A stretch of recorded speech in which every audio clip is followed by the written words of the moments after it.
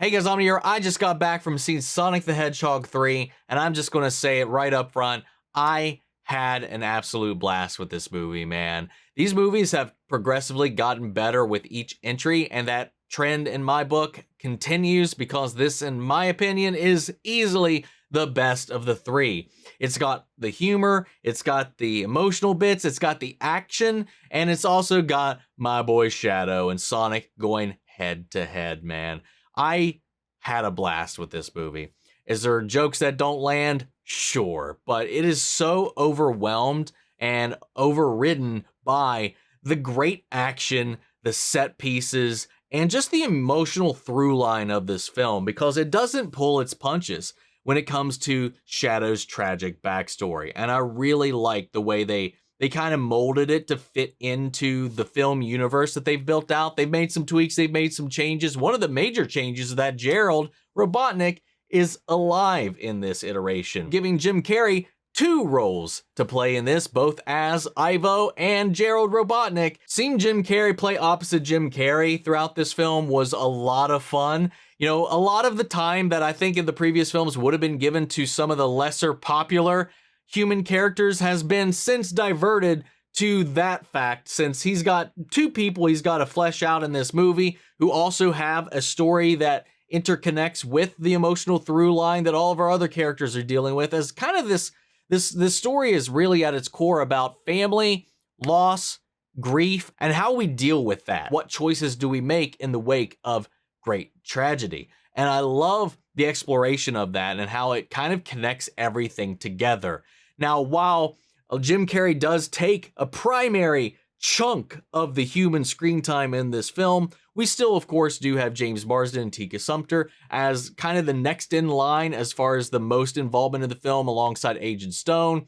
Rachel Rothwell and Shamar Moore definitely take a huge step back in their involvement in this film, and I think that's probably a direct response either to the criticisms of the previous two films or just that this film has a lot it's got to deal with already, and maybe they just, their parts got trimmed out to kind of make way for all the other stuff that they have to handle in this. You know, we got Commander Walters back, played by Tom Butler yet again in a major part, and also he's joined by Krysten Ritter, who plays Director Rockwell, who is also at gun, as they are both trying to deal with Shadow's outbreak as he is broken out of containment and is just wreaking havoc on the world. And more so than the previous films, this film has an overwhelming majority focus on the video game characters themselves: Sonic, Tails, Knuckles, Shadow, and the Robotniks, which is definitely another one of many improvements in this film. Throughout the course of the film, man, the action and the set pieces are so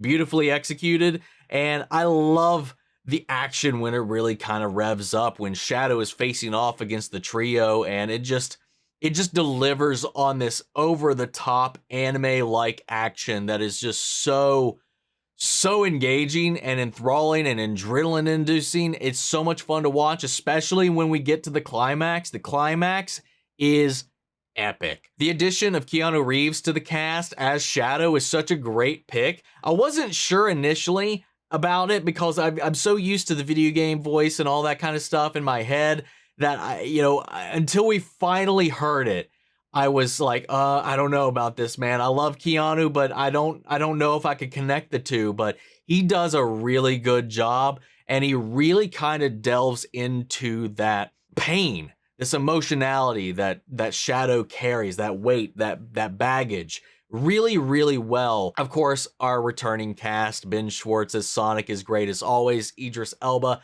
hilarious as Knuckles, and Colleen, the only video game veteran who has gotten to play their character both in the games and in the films, once again knocks it out of the park.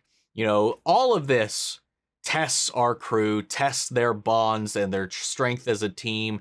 You know, after the events of the last film where they finally came together, the threat that Shadow imposes and the stakes that he places on the table for everybody definitely tests our crew in a really fun way, and Sonic as our hero, and I love it. I love the parallels between him and Shadow, both the things that make them very similar, but also the things that make them very different. And it just plays so well throughout this. Much like the last two films, though, there are definitely jokes that I feel like don't land for me. There's definitely some things that are clearly inserted in here to target to the younger audience, which is fair because that's who this is for.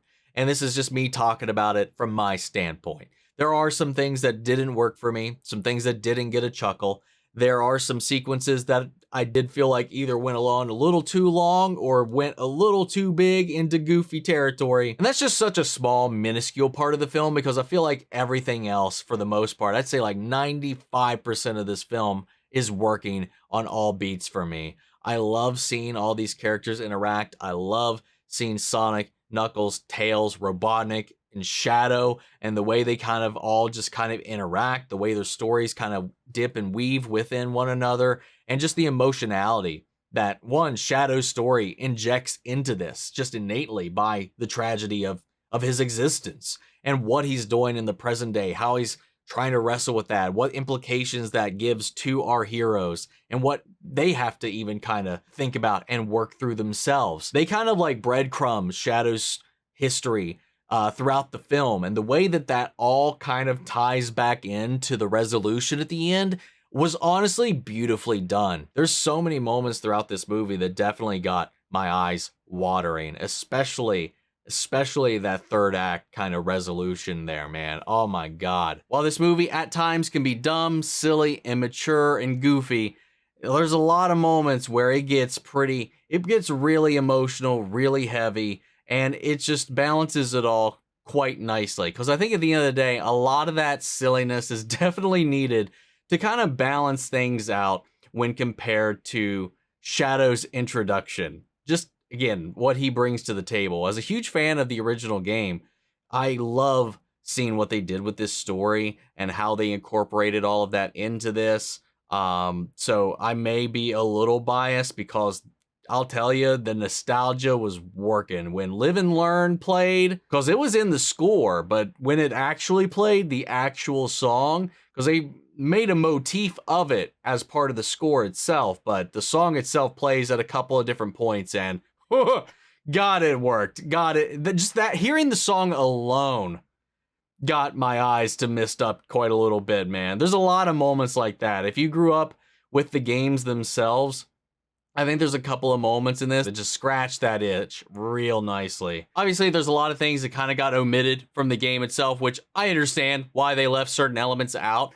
But there are some ways they still kind of involve some of those omitted elements in fun, in-world ways that I really enjoyed. Little Easter eggs, little nuggets hidden throughout, which isn't unfamiliar to this series up until this point. There's a lot of little game gems sprinkled all throughout the films up until this point, but there's a lot of things, especially Adventure 2 specific, that are just kind of littered all throughout this movie that are a lot of fun to kind of call out and find throughout. There are definitely 2 post-credit scenes, both which kind of set the stage for some fun stuff around the corner, especially that first one we get, man. I was not prepared for that, but it has me excited for Sonic 4, which has already been greenlit and is targeting a 2027 release at this point. But yeah, I thoroughly enjoyed the film, despite some minor things that clearly are just not intended for somebody my age, you know? So it's just that. It's just what it is. But that's kind of all I got at the moment, so I'm going to go ahead and leave it there and pass it off to you.